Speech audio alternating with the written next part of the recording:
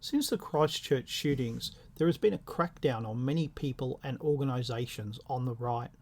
People have had weapons seized from them. They have been raided by police. They have been told that they are being watched.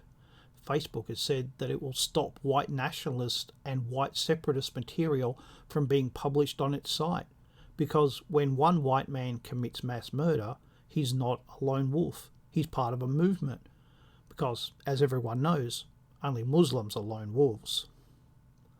The liberal mind is a room of distorted mirrors that they think is the real world, and in this real world they believe that thinking bad thoughts is something that people must be taught. Bad, evil people spread such thoughts, and that is why the right keeps growing.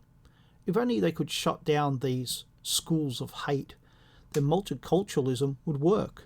The only reason sexism, racism, homophobia and Islamophobia exist is because they are taught and passed on. If only they could stop it and let people know the correct way to think. You have to wonder, if these ideas are taught, how did they start? They started because people are capable of independent thought. In other words, people can work things out for themselves, and that is something that the liberal mind likes in theory, but not in practice. I have heard of a company that recently was asked to justify why they employed a certain bad thinker. It's outrageous, and as it turns out, criminal to sack an employee because of their political thoughts or actions. It's even illegal for an employer to ask an employee their political views. If you live in the West, it's probably illegal where you live as well. So why did they do it? Because the employer might panic and the employee might not know their rights. They try to pretend that legal activity is illegal or morally wrong. Liberalism is moving into dangerous territory. The police have taken to treating people on the right as criminals because that's who they deal with every day. But we are not a law and order issue. We are a political issue, and that is exactly the wrong way to deal with us. It breeds hatred and contempt. The courts are regarded as suspect, which is a shame. They were once, not that long ago, respected, but that respect was built upon the rule of law and impartiality. How many of us really believe that the courts are impartial? The politicians think that they can use the power of the state to scare us into thinking right, because things have gotten so bad now that we are expected to agree with the most outrageous things. So they tell us we will be watched, that we will be treated as a threat to the state, and that our opinions are not allowed. Government departments and private businesses have values that we must believe if we are to work for them. We are not allowed our own private thoughts or actions.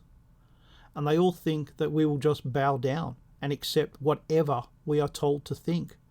They really do think that if they can stop these schools of hate, that they can win.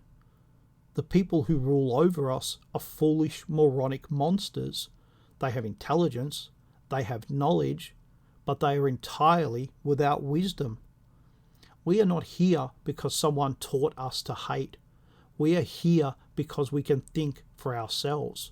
We can observe for ourselves the mess that they are making. Things are going to get worse, and we need to prepare for that.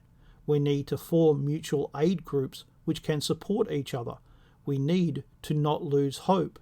We need to establish different methods of communication. Strategically, liberalism is in a bad place. Removing our means to communicate has come too late. We will find ways around it. To win, it must be quite repressive, but it needs to do it silently. Can it? I don't think it can. It has created too many enemies for that. I'm also not convinced that liberalism has the stomach for it. Its self-belief is that everyone yearns to be a liberal. How long can it maintain that when it is forcing people to convert by force? But their biggest problem is that they don't have any real idea why we believe what we believe. They just don't understand us.